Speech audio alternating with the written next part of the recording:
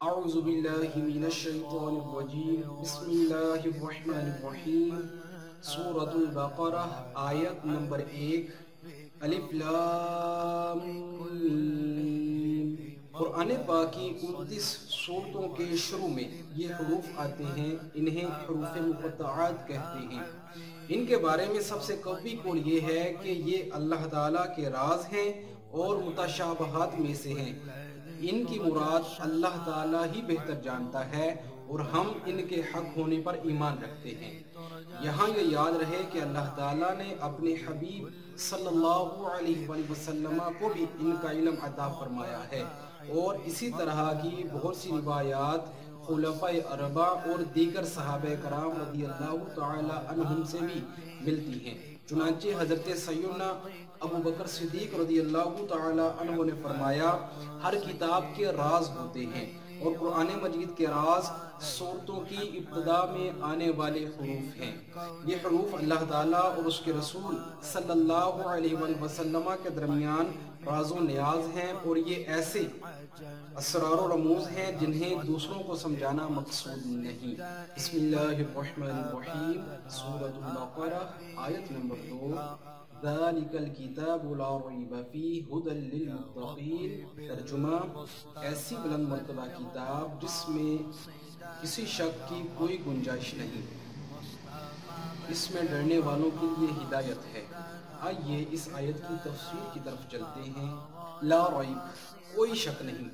آیت کے اس حصے میں قرآن مجید کا ایک وصف بیان کیا گیا ہے کہ یہ ایسی بلند مرتبہ اور عظمت و شرف والی کتاب ہے جس میں کسی طرح کے شک و شبہ کی کوئی گنجائش نہیں، کیونکہ شک اس چیز میں ہوتا ہے جس کی حقانیت پر کوئی دلیل نہ ہو، جبکہ قرآن مجید اپنی حقانیت کی ایسی واضح اور مضبوط دلیلیں رکھتا ہے کہ ہر صاحب انصاف اور عقل مند انسان کو اس بات کا یقین کرنے پر مجبور کر دیتی ہے کہ یہ کتاب حق ہے اور اللہ تعالیٰ کی طرف سے نازل ہوئی ہے۔ تو جیسے کسی اندھے کے انکار سے سورج کا وجود مشکوک نہیں ہوتا، ایسے ہی کسی بے عقل مخالف کے انکار اور شک سے اس کتاب کو یہ کتاب مشکوک نہیں ہو سکتی۔ ہدی للمتقین، ڈرنے والوں کے لیے ہدایت ہے۔ آیت کے اس حصے میں قرآن پاک کا ایک اور وصف بیان کیا گیا ہے کہ یہ کتاب ان تمام لوگوں کو ہدایت کی طرف رہنمائی کرتی ہے جو لوگ اللہ سے ڈرتے ہیں، اور جو لوگ اللہ سے نہیں ڈرتے انہیں اس کتاب سے ہدایت حاصل نہیں ہوتی۔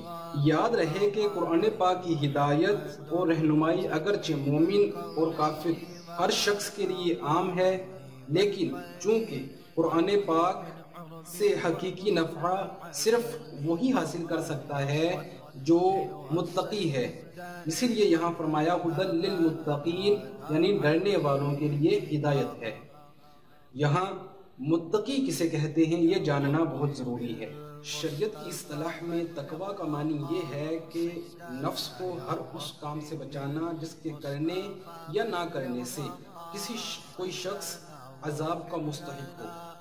بزرگان دین نے یوں بھی فرمایا ہے، اور مجھے خود یہ تعریف ڈیفینیشن بہت اچھی لگتی ہے، وہ یہ کہ تیرا خدا تجھے وہاں نہ پائے جہاں اس نے منع فرمایا ہے، اور تقویٰ کو اختیار کرنے والا متقی یعنی اللہ تعالیٰ سے ڈرنے والا ہے۔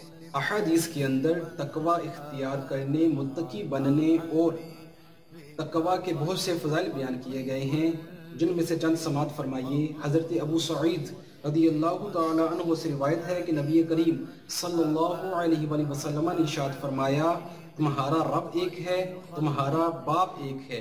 کسی عربی کو کسی اجمی پر کوئی فضیلت نہیں، کسی عجمی کو کسی عربی پر کوئی فضیلت نہیں، کسی گورے کو کسی کالے پر کوئی فضیلت نہیں، اور کسی کالے کو کسی گورے پر کوئی فضیلت نہیں مگر تقویٰ سے۔ اسی طرح ایک اور حدیث حضرت انس رضی اللہ تعالیٰ عنہ سے روایت ہے، نبی کریم صلی اللہ علیہ وآلہ وسلم نے ارشاد فرمایا، تمہارا رب ارشاد فرماتا ہے، اس بات کا میں ہی مستحق ہوں کہ مجھ سے ڈرا جائے، اور جو مجھ سے ڈرے گا تو میں اسے بخش دوں گا۔ علماء نے تقویٰ کے مختلف مراتب بیان کیے ہیں، جیسے عام لوگوں کا تقویٰ ایمان لا کر کفر سے بچنا، اور متوسط لوگوں کا تقوی احکامات کی پیروی کرنا اور ممنوعات سے رکنا، اور خاص لوگوں کا تقوی ہر ایسی چیز کو چھوڑ دینا جو اللہ تعالیٰ سے غافل کرے۔ امام احمد رضا خان بریلوی فرماتے ہیں کہ تقوی کی 7 قسمیں ہیں۔ نمبر 1 کفر سے بچنا، نمبر 2 بد مذہبی سے بچنا، نمبر 3 کبیرہ گناہوں سے بچنا، نمبر 4 صغیرہ گناہوں سے بچنا، نمبر 5 شبہات سے بچنا، نمبر 6 نفسانی خواہشات سے بچنا، اور نمبر 7 اللہ تعالیٰ سے دور لے جانے والی ہر چیز کی طرف توجہ کرنے سے بچنا۔ اور یہ قرآن مجید ان 7 مرتبوں کی طرف ہدایت دیتا ہے۔ اللہ تعالیٰ سے دعا ہے کہ اللہ تعالیٰ ہمیں تقوی اختیار کرنے اور متقی بننے کی توفیق عطا فرمائے، آمین بجاہ النبی الامین وما علینا الا البلاغ۔